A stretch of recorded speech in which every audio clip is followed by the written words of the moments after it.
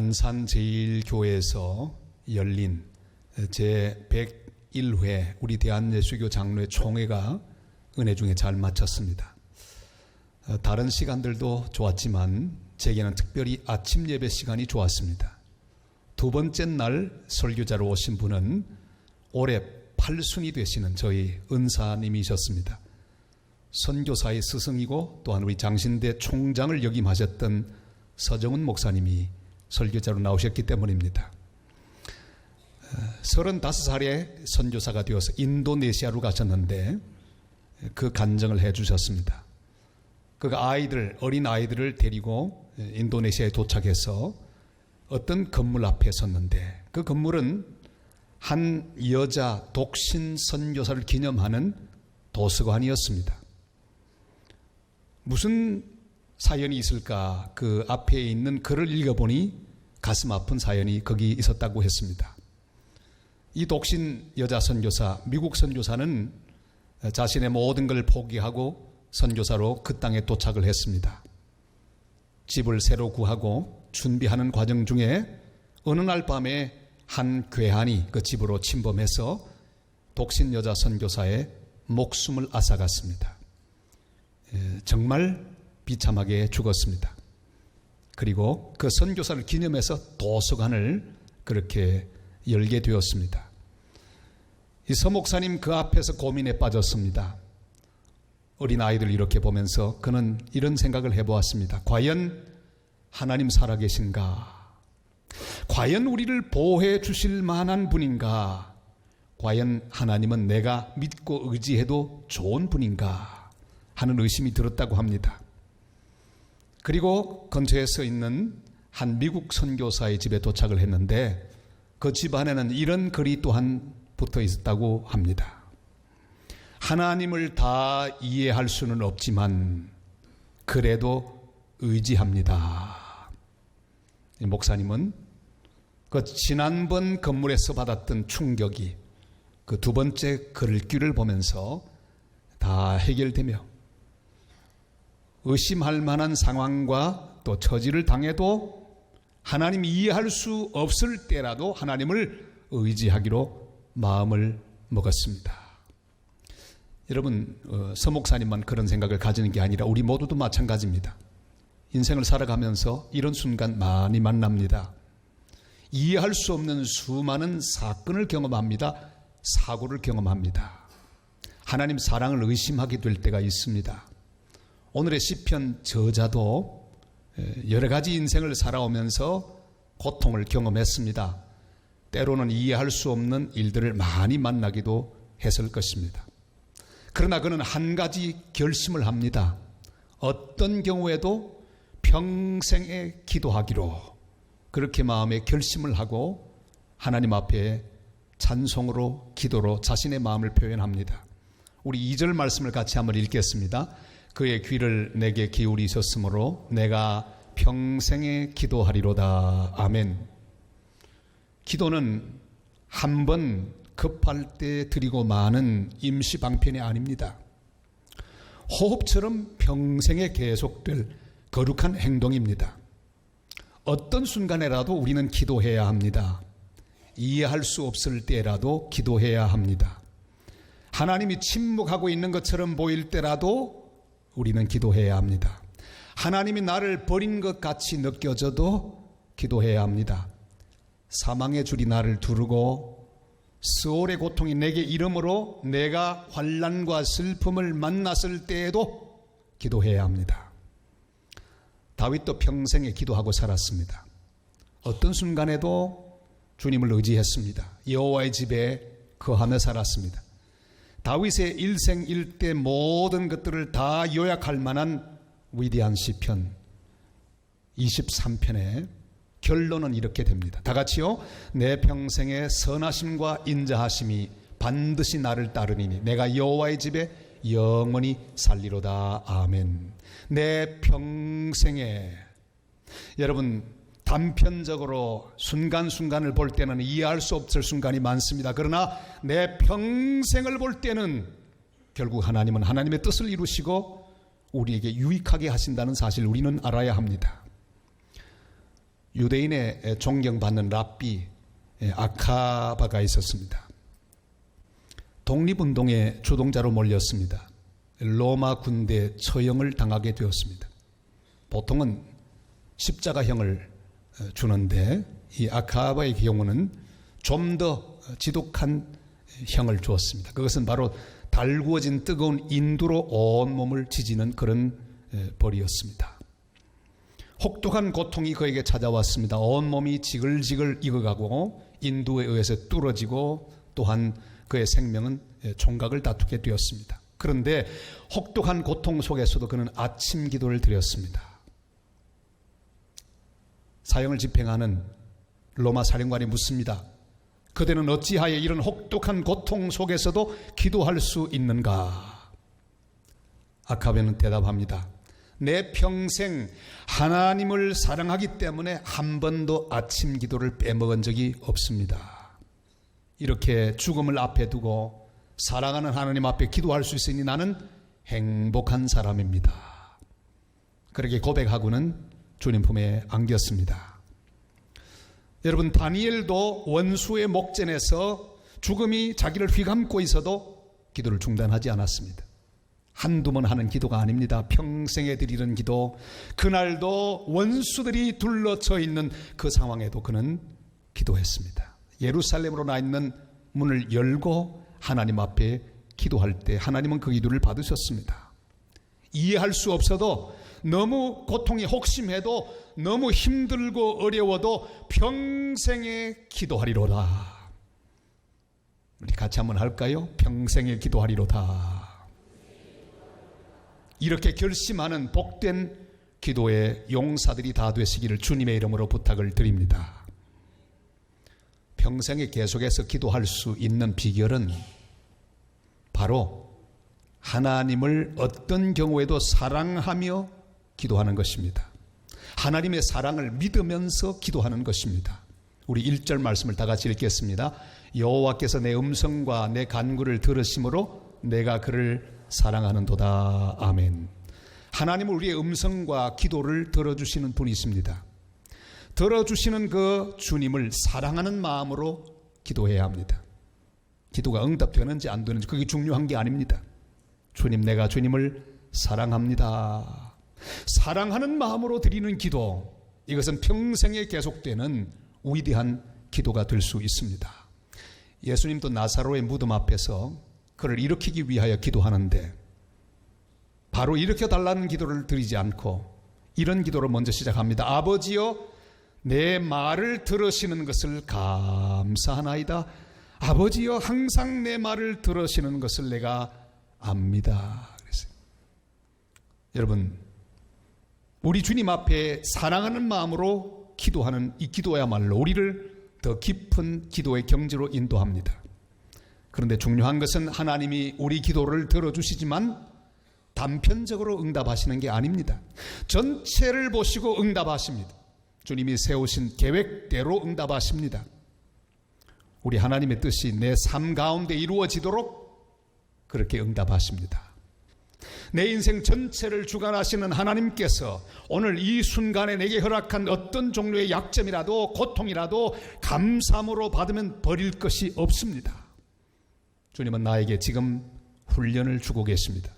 내 인생을 향한 완벽한 하나님의 섭리를 의심하지 말아야 합니다. 무엇보다 나를 사랑하시는 주님의 사랑을 의심하지 말아야 합니다. 내 인생의 단계가 어떠하든지 어떤 단계에서 어떤 국면에서 기도하든지 주님을 사랑하며 기도하는 사람들이 되시기를 바랍니다. 지금의 조건과 열매 상태를 보면서 하나님 더 채워주세요, 그렇게 기도하지 마시고 지금 이 상태 그대로 주님을 사랑하며 기도하는 하나님의 사람들이 되시기를 바랍니다. 다윗도 자기를 죽이려 했던 사울의 손아귀에서 구사일생으로 벗어난 시점에서 드린 기도가 있습니다. 주님, 저 사울을 빨리 죽여주옵소서, 그렇게 기도하지 않았습니다. 그는 이렇게 기도합니다. 나의 힘이 되신 여호와여, 내가 주를 사랑하나이다. 무슨 뜻입니까? 상황이야 이해할 수 없지만 주님이 나를 사랑하시는 것을 믿습니다. 나도 주님을 사랑합니다. 사랑하는 성도 여러분, 도무지 하나님께서 내 기도에 응답하지 않는다는 생각이 드실 때라도 그 사랑 의심하면 안 됩니다. 하나님의 사랑이 아주 의심이 들려고 할 때 하나님의 성품을 묵상하시기를 바랍니다. 그는 나를 사랑하시는 분이십니다. 그는 긍휼이 한이 없는 분이십니다. 자비가 무궁하신 사랑의 아버지십니다. 결국은 그 아버지께서 내 인생을 가장 아름답게 하실 것입니다. 하나님 아버지의 성품을 확신하는 사람은 절대로 낙심하지 않습니다. 그러므로 우리는 사랑하며 기도해야 합니다. 사랑의 마음, 하나님을 사랑합니다 하며 드리기 시작하는 그 기도는 이미 절반 이상의 성공을 우리에게 주는 거룩한 기도가 될 것입니다. 원망과 불평으로 따지듯이 기도하지 말고 사랑하는 마음으로 주님 사랑합니다, 그 마음으로 기도하는 하나님의 사람들이 되시기를 바랍니다. 빌립보 4장 6절로 7절이 말씀하죠. 다 같이요. 아무것도 염려하지 말고 다만 모든 일에 기도와 간구로 너희 구할 것을 감사함으로 하나님께 아뢰라. 그리하면 모든 지각에 뛰어난 하나님의 평강이 그리스도 예수 안에서 너희 마음과 생각을 지키시리라. 아멘. 외국의 한 국립공원에서 사슴을 많이 키우고 있었는데 이 늑대들이 나타나서 사슴을 자꾸만 잡아먹습니다. 그래서 회의를 합니다. 이거 안 되겠다. 이 늑대들 전부 쫓아내버려야 되겠다. 그래서 거기 있는 늑대들을 다 잡아서 바깥으로 쫓아냈습니다. 문제가 해결되었습니다. 어떻게 됐을까요? 그때부터 이 사슴들에게 문제가 생기기 시작했습니다. 살만 피둥피둥 찌면서 체력이 약해지기 시작했습니다. 늑대가 사라진 이후로 사슴들은 운동 부족 상태에 이르렀습니다. 고민하다가 결국은 결론을 내렸습니다. 다시 늑대들을 잡아서 풀어놓기로. 늑대를 풀어두었는데 그때부터 사슴들은 정신을 바짝 차리고 열심히 움직이고 그렇게 해서 다시금 이전의 건강을 회복할 수 있었다고 합니다. 하나님도 우리의 유익을 위하여 늑대 비슷한 것들을 우리에게 허락하십니다. 늑대 같은 사람도 허락하시고 늑대 같은 환경도 허락하시고 늑대 같은 상황도 우리에게 허락하십니다. 늑대를 제거해 달라고 기도하지 마시기를 바랍니다. 주님의 훈련을 잘 받게 해달라고 기도하는 하나님 사람들이 되시기를 바랍니다. 하나님 우리 창조하신 것을 보면 참 신묘막측합니다. 자율신경계를 주님께서 주셔서 우리가 직접 명령하지 않는 모든 내장이나 이런 것들을 다 컨트롤하도록 하셨습니다. 얼마나 감사한지. 지금 우리가 명령하지도 않는데 심장이 잘 뛰고 있잖아요. 숨도 쉬고 있잖아요. 우리 의지가 아닙니다. 자율신경계가 알아서 합니다. 그런데 그 자율신경계에는 부교감신경과 교감신경이 있습니다. 하나님이 다 만드신 거예요. 그래서 급한 일이 생기고 스트레스를 많이 받고 그러면 심장이 막 빨리 뜁니다. 위기를 벗어나기 위해서. 교감신경이 활발하게 움직이고 일합니다. 근데 그 상태가 계속되면 큰일 나죠. 그 다음에 부교감신경은 우리의 마음을 평화롭게 합니다. 사랑하는 여러분, 우리 인생에 여러 가지 위기를 만납니다. 피가 막 빨리 돌고 심장이 급하게 뛸 수밖에 없는 상황들을 많이 만납니다. 그러나 이런 상태 계속되면 안 됩니다. 하나님 우리에게 기도라고 하는 놀라운 선물을 주셨습니다. 과학자들이 밝혔습니다. 이 부교감신경은 언제 활성화되느냐? 기도하는 순간에 활성화된대. 그러면 평안이 옵니다. 기쁨이 옵니다. 그리고 아주 조용해집니다. 주님이 주신 모든 시련은 나로 하여금 정신 차리고 바로 서도록 하기 위한 사랑의 섭리입니다. 아무리 어려울 때라도 낙심하지 말아야 합니다. 주님의 사랑을 믿고 그 사랑을 감사하며 기도하면 주님이 그때부터 우리의 인생을 주장하시고 평강을 주시고 기쁨을 주실 것입니다. 주님 우리의 삶을 반드시 책임지시고 인도하여 주실 것입니다. 이런 확신을 가지고 주님을 사랑하며 기도하는 복된 기도 용사들 다 되시기를 주님의 이름으로 부탁을 드립니다. 기도의 사람은 평생에 기도하는 사람으로 긴 호흡의 기도를 드리며 살아야 합니다. 기도도 호흡이 짧은 기도가 있습니다. 급할 때 주여 도와주세요. 이거 이렇게 해주세요. 이게 호흡이 짧은 기도입니다. 호흡이 긴 기도는 평생에 기도하는 마음으로 주님께 모든 것을 맡기고 주님을 사랑하며 드리는 그런 기도의 사람, 이게 긴 호흡을 가진 기도 용사입니다. 상황과는 상관없이 주님을 사랑하며 기도해야 합니다. 그리고 중요한 것은 이 기도는 반드시 하나님께서 응답하시고 우리를 후대하시는 하나님의 사랑으로 열매 맺을 것이라는 확신을 가지고 기도해야 합니다. 7절 말씀을 다 같이 읽겠습니다. 내 영혼아 내 평안함으로 돌아갈지어다 여호와께서 너를 후대하심이로다. 아멘. 우리 인생의 결론이 여기 있습니다. 기도의 결국이 여기 있습니다. 바로 평안함으로 돌아가는 것입니다. 우리 한번 같이 할까요? 내 영혼아 내 평안함에 돌아갈지어다. 아멘. 저는 지금까지 수백 번의 장례식을 집례했습니다. 선교사로 있을 때도 장례식을 여러 번 집례했습니다. 그런데 선교사가 되어서 이제 첫 번 장례식을 집례하는데 부고가 쭉 돌았습니다. 부고가 카드로 이렇게 돌았는데 떡 바꿔보니까 이게 있어요. QDEP 점을 찍어서 QDEP, 이게 뭔지 몰랐습니다. 이게 무슨 뭔지 몰랐습니다. 물었습니다. 이게 뭐냐고, 도대체 이게 무슨 뜻이냐고. 그랬더니 원주민 성도가 제게 대답해 주었습니다. 께 도에르마 엔 바스, 주님 안에서 평안히 잠드십시오. 께 도에르마 엔 바스, 끝에 있는 P는 바로 피서였습니다. 평화. 그 글자가 얼마나 은혜로 다가오는지. 사랑하는 여러분, 우리 인생의 결론이 뭔지 아십니까? 그리스도인의 제일 마지막은 피스, 평화입니다. 우리를 평안 가운데 거두어 주실 것입니다. 우리 기도는 평안 가운데 완성되고 열매 맺을 것입니다. 결국은 주님은 우리를 평강으로 인도하여 주실 것입니다.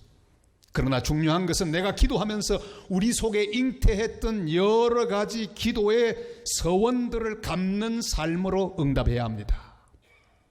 18절이 이렇게 말씀하죠. 다 같이요. 내가 여호와께 서원한 것을 그의 모든 백성이 보는 앞에서 내가 지키리다. 아멘. 주님께서 우리에게 기도의 자리로 인도하실 때, 기도의 제목을 주시고 기도하게 하실 때는 다 이유가 있습니다.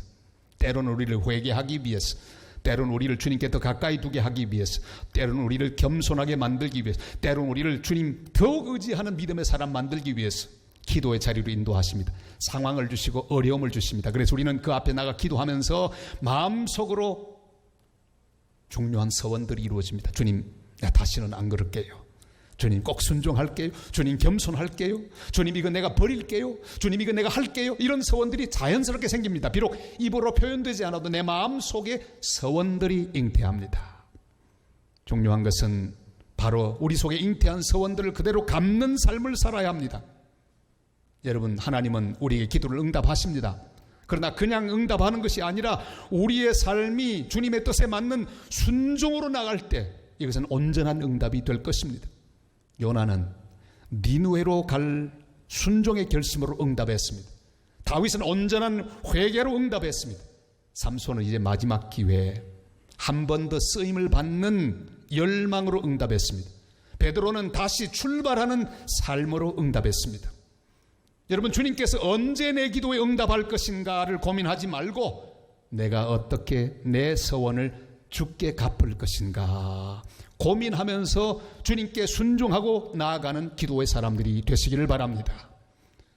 1806년 8월 미국의 뉴 잉글랜드, 거기에 윌리엄스 대학이라고 있습니다. 그 대학에는 사무엘 밀즈라고 하는 사람과 4명의 친구가 입학을 했습니다. 거기서 공부하면서 그들은 열심으로 함께 모여 기도했습니다. 주님, 부흥을 주옵소서. 이 젊은 대학생들이 열심히 기도했습니다.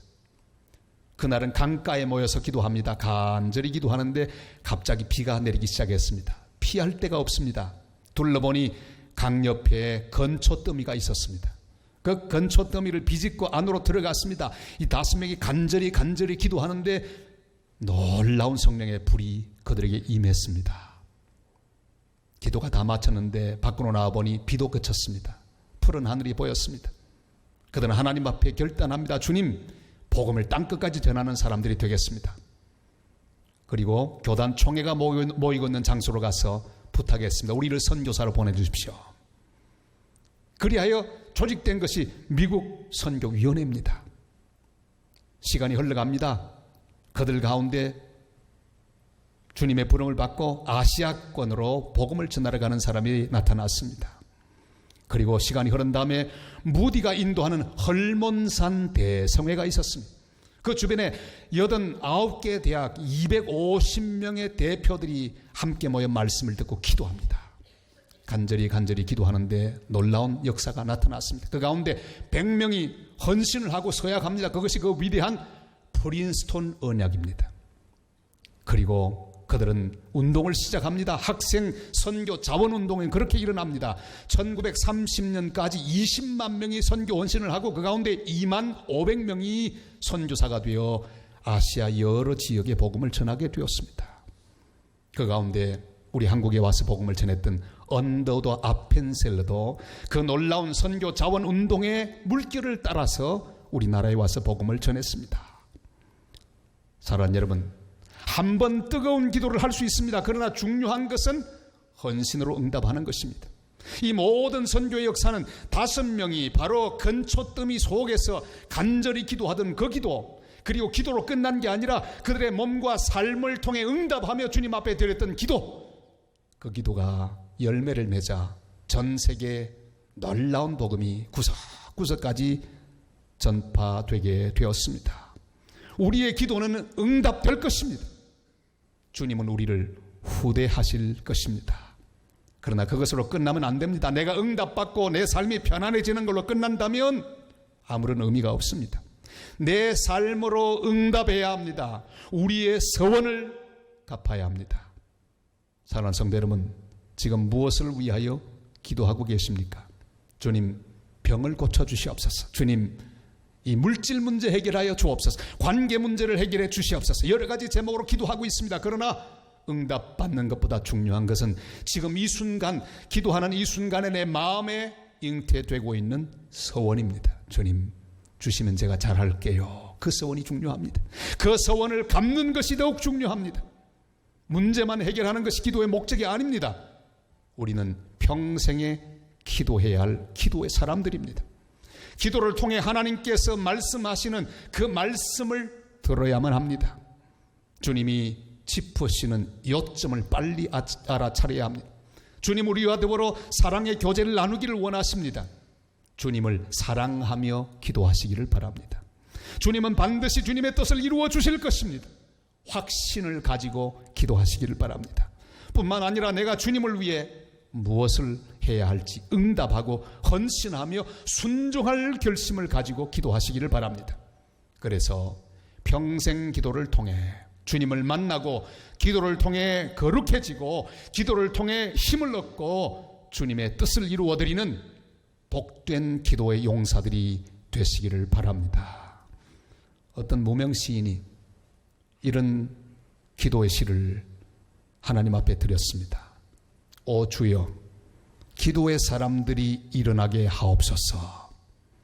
기도로 꿈을 꾸고, 기도로 환상을 보고, 기도로 계시를 듣고, 기도로 성령을 받고, 기도로 기적을 부르고, 기도로 역사를 창조하고, 기도로 하나님의 영광을 선포하는 기도의 사람들이 별처럼 일어나게 하옵소서.